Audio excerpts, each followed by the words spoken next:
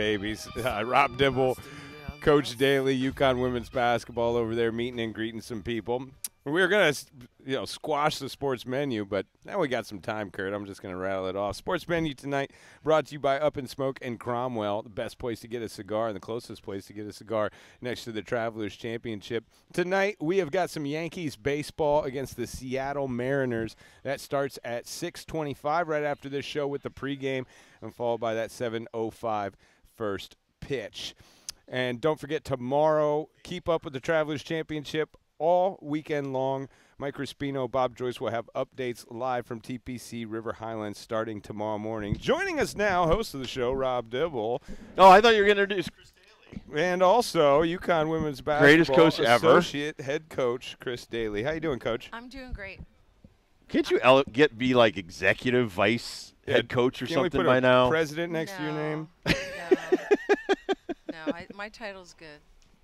You are so humble. Oh, my God. And you came back. Scotty Burrell did not. He blew me off. I told you. Why? You're the best. He's an AM. He's an AM. I'm not You're the the pro. celebrity. I'm No, not you the are. Pro. I'm not the pro, but I'm not the AM. No, you're the greatest. You're the greatest. So, women's basketball. Paige Becker, she's ready to go, right? Yeah, she will be. She's as close as she's been. I have to tell you, she's really handled the rehab, and her approach has been like a professional. She had probably one stretch for a very short stretch, maybe in January, where she was a little bit off her game, but she's as strong as she's been. And if you ask her, she'll show you her guns. Oh, nice. Okay. She's in a really good place. We are expecting her to be full go, hopefully in August when we go to we're going overseas. We're going to go to Croatia and Slovenia and Italy. So it's good to have her at practice. She's doing a lot. She's done a little like controlled scrimmaging, but whenever she's ready, she's going to be ready, and we're looking forward to having her back. Tell me about your golf game. And use the verbiage you used when you first came up here. I said that my score did not indicate how well I hit the ball. That's awesome. I am going to steal that. Well, Write that down. I got to write that I down. hit a lot of good shots, but I Right. don't play enough to finish it. But I did help my team. My goal was to get at least one stroke to help my team, and I did that. There you go. There you go. And I know I come with a high handicap. I know my role. You're like us, though. You're busy. Fun. We have this daily show, do a whole bunch of other stuff. It's hard to get out there and golf, Yeah. and practice it a lot. I'm not a foul weather golfer either. So if it's raining, I'm not playing. Although last year during the Pro-Am, it rained the entire time. Right. And I literally went up to my pro and I said, and this was like after the first, I don't know, it was in the first hole. And I said, look, whenever you're ready to stop, I'm ready to stop. Oh, and then he's like, man. no, That's it's up awesome. to you guys. And then we were playing with two other people, and after Okay. like Of course, more, they want to play for 4 hours. he goes, these boys want to go. And I'm like, oh, God. So, but I finished, and we came in third, so that was pretty good. That's not the way we illustrated it on the radio that day. I remember Bill Murray bowing out, and we said, Coach Daly's not bowing out. She's the toughest one out there. Trooper. And she got third place. All you chumps out there that scared a little rain. It's not pleasant. I don't know why when I got here, Nathan Group said, well, do you have rain jacket? I said, no. Like, if it's raining, I'm not playing, so I don't have any rain. I don't have rain gear. I have no need for that, so they had to give me some because I had nothing. But it's fun. I mean, it's a really great day. I've really met a lot of great pros. They're so nice. And then, the other people, like today I played with Nancy Stevens, who's our retired field hockey coach, and Dylan Dreyer from NBC, and she's great and tiny. You see people on TV and you think they're like, I thought she was taller, but she's tiny. But she is great, and her husband. You meet a lot of nice people. Absolutely. So. That's why we love the Pro-Am. That's why we love the putt-putt and stuff like that. Dan Hurley didn't golf, but he did the putt-putt for charity and stuff like that. He's not a golfer. He's smart. Yeah, no, we talked about it. It's a frustrating – well, it's funny. Gino's a golfer, and he's always been. And he once told me that if anyone other than he is playing golf, then it's the demise of our program. So I remember when I started playing, I waited till I practiced, and I went into his office. I said, I just want you to know we've begun the demise of our program. And he's like, you're playing golf? I said, yes. Wow. So our demise didn't start last year. It started when like you started 10 years golfing. ago, right, when I started playing golf. Tell our listeners about some of the new girls. We read some stories in their first practice just the other day. I thought it was so cool. Who was the girl you were talking about? KK that Arnold started just crying? couldn't believe she was there. Like, it was her first time being in a UConn whatever, and Right. like she's pinching herself. And then like, we interviewed okay. Jen Rosati yesterday, and she's like, "Well, that wasn't like when I got there." No, but she may have felt like that, but I honestly, they have not played that way. You know, they have really, they show no fear, which is a good thing. You know, I think you rather have them be that way and then have to rein it in versus, you know, walking in tentative. And all three of them, you know, they play with a little bit of an edge. They want to do, you know, they want to please you. They want to do the right thing. They want to, they're respectful of the older players, but they compete. And I think that's really just going to help us, gives us more bodies, gives us more options. So I'm excited. I think it'll be a lot of fun. It was funny. So, you know, phones are a big thing. So, like, Yeah, I know. I got a 12-year-old that you can't take it away from. So we're, you know, when we're at breakfast or you're eating, I don't allow phones. Like, I just don't. And so we're sitting at breakfast one day, and one of the kids, I don't know, had their phone out. One of the freshmen, I said, no, you need to put that away. Ashlyn Shade was out with her dad last week, and he came to visit, and apparently he had his phone out. And she said, Dad, put your phone away. You would not be able to play for CD with your phone. If Nice. you were on your Awesome. phone. That's So awesome. That didn't take long. So he There you go. So he texted me and said, I want to thank you because she told me that, you know, That's I shouldn't wonderful. have my phone out. So it's just, you know, it's.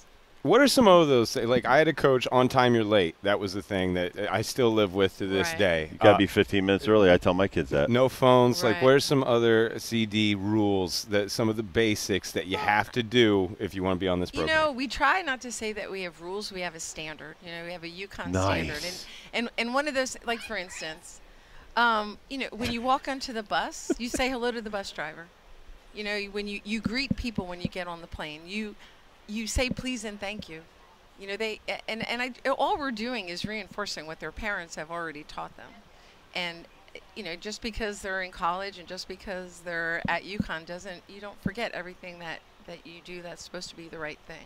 Being appreciative of people, because they know the first time they're not appreciative, they don't get anything. It's just, we're more blue collar in that way. But you know, there aren't a lot of rules. It's just an expectation that you do things a certain way. And we don't get into doing things to draw attention to yourself. We say draw attention to yourself by being a good teammate, by getting a double-double, by being nice to people, by doing charity without having to post everything. You know, to do things, treating people the way you would want to be treated, and doing it when nobody's looking. I think that's the biggest thing. So I get, you know, emails from people that say, oh, we saw your girls here and they were so nice, and that means a lot. And I share it with them because I said, you think no one notices, and people do, and they appreciate it. So it's not rocket science. It's not anything difficult. It's really just doing the right thing and you know, trying to be a good person. Talking to associate head coach UConn women's basketball, Chris Dailey. I use that all the time. I coach kids 8 to 18 in AAU baseball.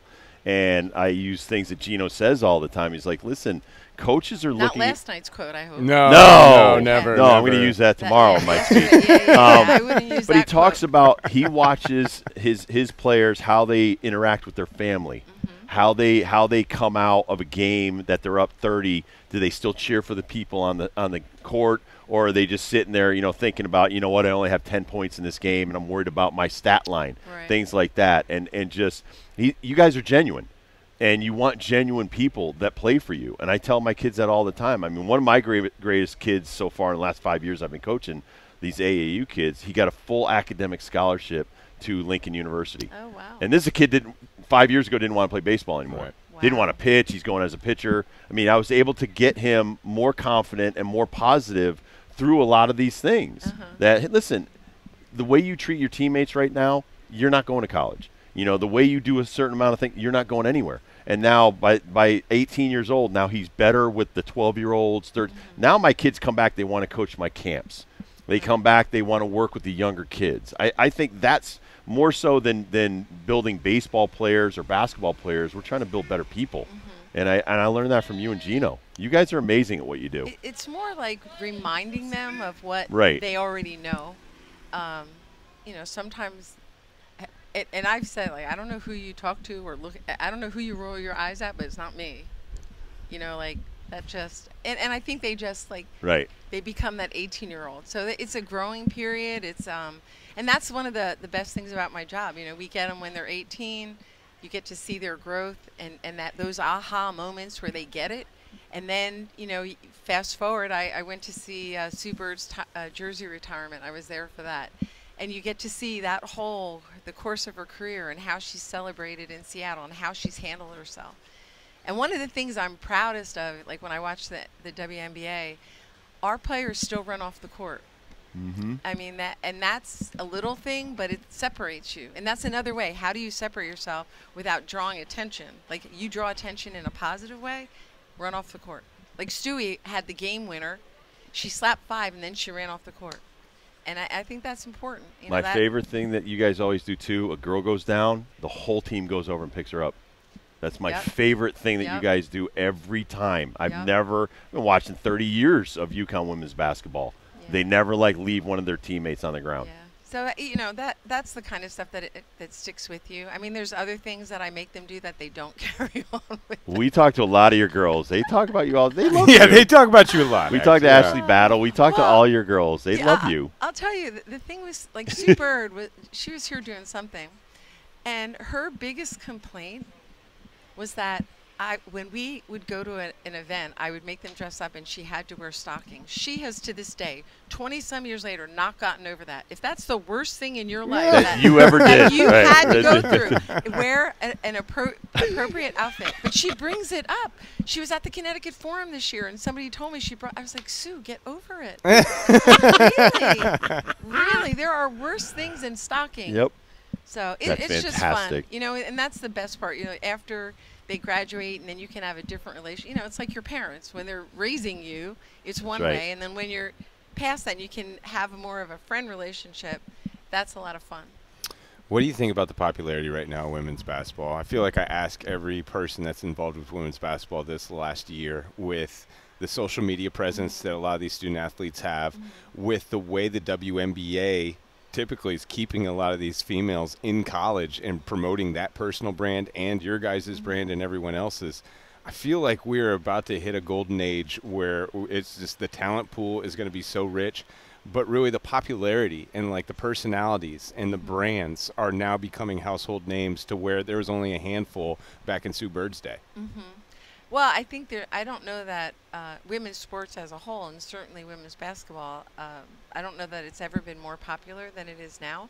But part of that is it's on TV. So more people see it. So I don't know whether, well, would it have been the same if they would have put it on TV, you know, 10 years ago? Maybe. But once people see it, then they know about it, they learn about it, they start going to games.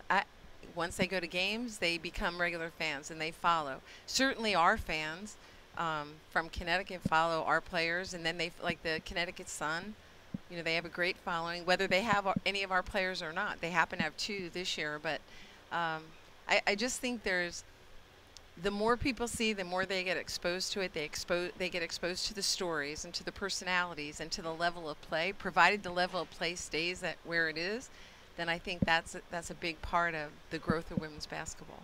Do you have a team around here? Do you follow like the Red Sox or the Yankees? I know who are Gino's a your big faves? Philly guy. I know he brought up the Phillies. Well, He's he has wearing a Phillies hat and the know. Eagles every time we talk to him. Do you have any teams? Well, it's sad because I'm a Mets and a Jets fan. Oh, you're one of those. What a combo. I grew up in New Jersey. Okay. And so you're either Giants and Yankees or you're Mets and Jets. And my dad hated the Yankees, and so I became Mets. My brothers used to torment my father, and if the Yankees won, they'd be going through the kitchen. We are the Yankees, and just it was just brutal. But like, but why the Jets? I mean, I'm from here. Well, they haven't won Namath, since '69. I Joe love Joe Namath too. There it Joe is. Namath, Yeah. Man, they've had a lot of lean years. I know. All right, Aaron Rodgers. You happy with that? You know, I don't know enough about their current roster to know how much it helps. I know he's getting a lot of attention. He's at a lot of games, and hopefully he can help them. He's at a psychedelic mushroom conference right now. He's a keynote That's where he's speaker. at right That's where now? he is Oh, right wow. now. All Well, right, then so- maybe not. I don't know. I was just gonna I say it don't know. doesn't sound good I for don't know. football, man. I'm not sure, but I don't like, know, he's you know, different. He's a but different it's guy. interesting. So like, UConn has had a lot of coaches. Like, so Steve Spagnuolo was on our football staff when I started. So when we were back in the field house, his office was right next to mine.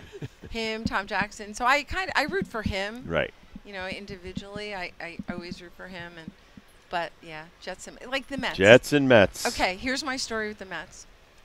Oh, I forget the year, but I got to go to Game 7 of the division, and they were playing the St. Louis Cardinals, and we were down, bottom of the ninth, bases loaded, 2 outs. Carlos Beltran was at the plate. Oh my, I know exactly where this. Okay. Took that third strike. Yeah. Oh my God! So 3-2, bases loaded. He doesn't swing. He know. doesn't swing. I know. I was like, I still can't get over that. I can't either. And then we trade him or something, and he goes and he plays really well for someone else, and then we got him back. I I'm don't with know. you. I couldn't believe that. I like you I even mean, more now, though. even- You're I'm that not kind of fan. We don't want him back. But I don't know why he didn't swing. Like, that's my there were 60,000 people I at the know. game that were like, he didn't swing. Like, literally, dead silence. It was like, he didn't swing. Like, how do you explain that? But my favorite team to pitch against was the Mets. Really? Because being from here, my family would be down there, and when they booed me, it was probably the best moment of my career. 55,000, 88, 89, into the 90s, and they would do that whole dibble chant. Oh, wow. That, to me, still sticks with me. Yeah. So Wow. that was the only time, by the way, because I used to always run onto the field, stop at the dirt and walk in. That was my kind of thing. I walked all the way from that left field bullpen all the way in just so I could take it all in. torment the fans. That's Okay. right. But Well, no, Met fans are the best. yeah. Met fans are the best. Well, I mean, it's just like I'm long suffering because last year we have the best record, right? And then what are the chances that we lose in the first round? I know. And then we pay the guy all that money. In a celebration, he tears up his knee. Edwin Diaz. Yes, in a celebration. I mean, if he's great. pitching, all right, you know, but in a celebration, like that's I just hear we're you. cursed. We're cursed. We're cursed. All right, let's talk about some good things. One person that we love on your team, ever since you touched the court for the first time, you're probably not going to be surprised by this. In our studio, we are all in love with Nika Mule. Okay. We are huge Nika Mule fans. I Okay. know you're going to Croatia, you're going to kind of Yeah. her part of the world. I Yep. think that's going to be real interesting for her to share with all the other girls. Yep. But give us some Nika Mule, some things that we might not know about this special student athlete that we love so much. She is like a bull in a china shop. There's only, you know, she is all about the team, but she is very stubborn. When you see her interviewed, you can tell she's matured because I see her interviewed, and when she got Defensive Player of the Year, she like thanked us because we put up with a lot. Which is funny to hear her say Right. that because she knows it, but in a good Right, way. yep. You know, like she just, you gotta love her heart. She. Is she one of the few that like actually talks back when like if you or Seems like Gino she talks say back to something Gino. during Well, I'll practice? tell you this: when she was a freshman, I didn't speak to her because I was like, "Okay, you know everything. I have nothing to say to you." And she and I have a really good relationship, but I was like, "You don't want to be coached. I'm not coaching you. We're done. I have nothing to say to you." And then I you know, because I have to be snarky, I'll say, "Yeah, how's that working out for you?" You know, like, you know. So, but she wants to win. You know, she's so competitive. I think this year is going to be a great. Like last year, she just had to play too many minutes, and you know, she played. I think they did the numbers, and she ended up playing 4 more games than, let's say, somebody on another team that we played against. I forget. Just because who of it- minutes, yeah. Because of all the minutes, and I think this year, she's going to be even better because she's going to play less minutes. Where does she fit 1 through 5 now? She had to play a lot of point guard last year. Where does she fit? Oh, she's a point guard. Yeah. Yeah, she's a point guard. But we don't get caught up in that. I mean, we, you know, they say the European style is non-positional. Like, we've been that way for a long time. Unless you have, like, when we had Mariah Jefferson, she's a little point guard. She has to be the point guard. And you have Kara Walters. Right. She has to be Yeah. the center. But we've played that way for a long time. But, you know, I think Nika, she sets the stage for us. Her energy, her defense. But I think you're going to see a better Nika with her playing less minutes. I mean, she might – like I subbed her out of practice last week. I was subbing people in, and she was like – I was like, no, Nika, you're coming out. Like last year we couldn't sub her. So she's going to understand, like, you know, I'm going to be able to play harder for longer periods of time, but I don't have to play 40 minutes. So that's the goal. Well, thank you so much for coming back. My pleasure. You are a woman of your word. My Scotty pleasure. Burrell, that damn Scotty Burrell. Yeah. You know, and I just got him tickets, he and Ray Allen. Quick story. So I had to call Reggie Jackson, of all people. Oh, wow. 2 hours before the game when you were in the men were in the national championship. Okay. And got them into the Astros game. Yeah. And you would think he'd come back and just, you know, do a 10-minute hit. He's still trying to be recognized. That's what he's out. Oh my God, I love you. He's I love trying to have somebody know Oh my who he God, is. that's awesome. He's lucky I knew who he was. No, he's honestly, Scott Burrell I is love like him. one of my all-time favorites. Like He's the best. Love him. Like he is just a really good guy. You know, he's actually one time, like a couple years ago, he called me or texted me and wanted to know like some coaching things, like how do you deal with this? And I just thought it was so funny because I'm like, Scott, you were that. you were that Peyton. Yeah. Right, that was you. But he's done a great job coaching. Yeah. And not you know, good players. You know, professional players are not always great coaches, and he's really done a good job. Great man. I Yeah. love that dude. Yeah. Thank you so much. My pleasure. All right, Take we're going to care. take a quick break. We'll be right back here live from the Travelers Championship.